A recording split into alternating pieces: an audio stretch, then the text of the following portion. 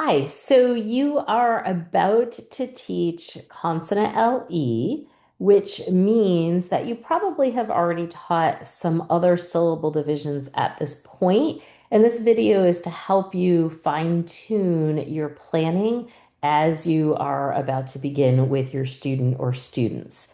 So I want to look at what you have to know to help you out here. So we see turtle division, and you see that there is a 3-2-1 on there. That is because when we break that off, we are going to go consonant L, E, you count back three. And I would say that you would want to start by reviewing what are the syllables that you already know. Well, we already know open, right? And the vowel is at the end yelling its name. We know closed, where that vowel is closed in with a consonant or two. We know silent E, where that E is like a ninja and jumps over one consonant to kick the vowel. We also know R controlled, where we have that R of AR, OR, ER. Maybe even they know IR and UR at this point.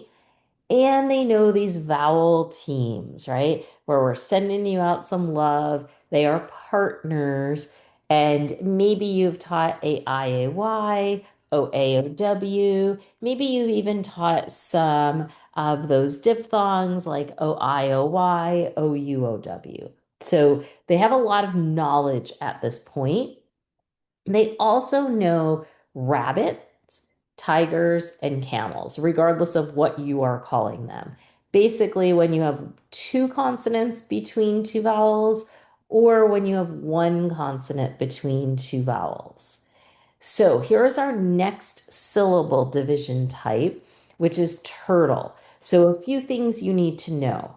You need to know consonant L, E, you count back three.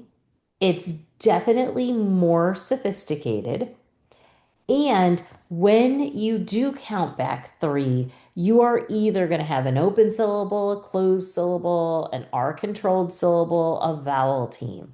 So you see how you can't just look at the first syllable and say, oh, it's a rabbit, right? You're looking for the construct. Just like before, two consonants between two vowels or one consonant between two vowels. And then I want to show you some complicating features about this turtle.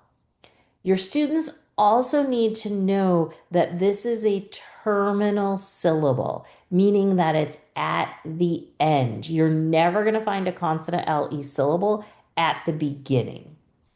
So I would say you probably know rabbits and tigers and camels at this point because turtles are not very many words, comparatively speaking.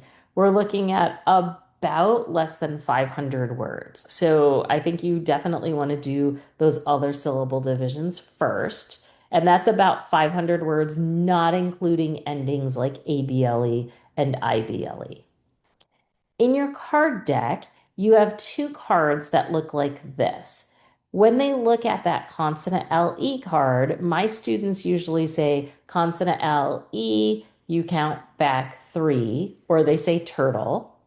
And then on the other card, I direct them as to which card or which word they should read on that card. So maybe I've taught open syllables at the beginning of turtles, and so I'll have them read stable and rifle. Tomorrow, if I have them do closed syllables at the beginning, maybe they read simple. Okay, so there are lots of endings. For trace copy cover, I would say this. If you go into the Google Drive, you will see this is the last page on the master file for trace copy cover. I have my students trace CLE and they say consonant LE, you count back three. You may decide, though, that you want them to do one at a time this way of BLE says bull, BLE says bull. And that's another way to address this. You see how the next day you might have to do DLE says dull, right? And so maybe that works better for your students. But take a look at what happens if you break it down this way. If you have consonant LE, you count back three and you have an open syllable. And this is a pretty good list of words that when you divide, you have just an open syllable left. Now, be careful when students look at this, they may say, oh, it's two consonants between two vowels. It's a rabbit. No, it's not. And it can't be a rabbit because turtles trump everything. If you see a consonant LE at the end of the word, this has to be a turtle. Right? And it doesn't matter if it's dull or pull or gull, right? That's not the important piece. The important piece is that there is a consonant LE. So consonant LE, I count back three. Okay, so that's maybe one day of instruction where you are doing with open syllables. Perhaps the next day you do consonant LE, you count back three, and you have a closed syllable. And there are lots of closed syllables where you are going to have that plus your consonant LE piece. That might be another day. Maybe the third day you have to mix open and closed together. It depends how your student or students are processing. Now, this has been problematic up until this point with words like rabbit, where how do I know that there are two B's? Well, when you get to turtles and there are double consonants, this is actually easier. If I look at a word like raffle, if I consonant LE count back three, I'm going to divide between my F's. When I go to spell this, if I spell it with only one F, you see how instead of raffle, it's going to say rayful, right? Just like if you do fiddle and your student spells it only with one D, you see how you can say, oh, I said the word was fiddle. Let's go back and look. What kind of syllable do you have? You spelled I. Yeah, that's an open syllable. That I is screaming his name. I need id. You need to close it in with that consonant. All right, so closed syllables with double consonants might be another day of instruction for you. You see how this is also more complicated. Consonant LE, you count back three, and you end up with this CKLE. Now, this makes some people cranky because they say that you can never divide a digraph. I think never is a long time. I think usually we do not. But look at a word like buckle. Consonant LE, I count back three. I'm going to split here between the C and the K. If you are one of those people that say, oh, this makes me cranky, you can't split, do you see how if you keep it together and you have this in your first syllable and then you have LE, yeah, you don't have a consonant LE. That doesn't work. If you put the CK together in the second syllable, you see how you will have buccal.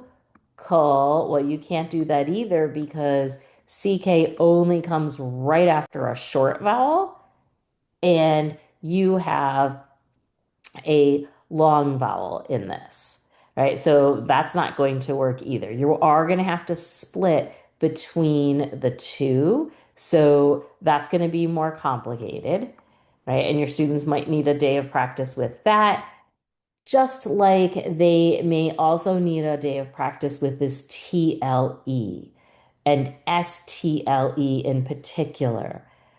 I happen to say in my dialect, my T's as D's. So I do say bottle, little, rattle, even though it's supposed to be bottle, little, rattle, right? So I have to spend a little bit more time on these words in particular. You see how if there is an S before it, it just makes it even more complicated. Castle, whistle. I don't hear that tull at all. And then you might have to do another day with this ang, ank, ink. Remember how that A is nasalized because of the NG or the NK. So angle, dangle, right? It has that very nasalized sound. And same thing with the ank and ink, but you have to remember it's A-N-K, not A-N-C, definitely not A-N-C-K. Right? So you see how this is going to go on for days of instruction. And if you refer back to those videos with rabbits and tigers and camels, you'll see how those can go on for 5, 6 days minimally of breaking them down that roll down into manageable chunks. Just like doing two-syllable words for spelling with rabbits and tigers and camels, you probably want to start off by dictating in one column and in the second column. So if I say thimble, my students will say thimble. Okay, what's the first syllable? Thim, spell that. Okay, what's your second syllable? Bull. Okay, spell that. And remember that this is a terminal syllable. So if you take off that that consonant LE syllable, you do not have a word left, right? So words, you want to do phrases with your students as well, working from the most simplistic to the most complex. And then you want to do sentences. So you notice how the first sentence has 7 words, but 9 syllables. Where are your students, or where is your student currently functioning? How many words can they hold in their working memory before they forget it and have to keep asking you again and again, what is the sentence? Right. So keep in mind that you might be counting syllables at this point instead of just words. I hope that you found that to be helpful, and onward and upward with teaching consonant LE. Good luck.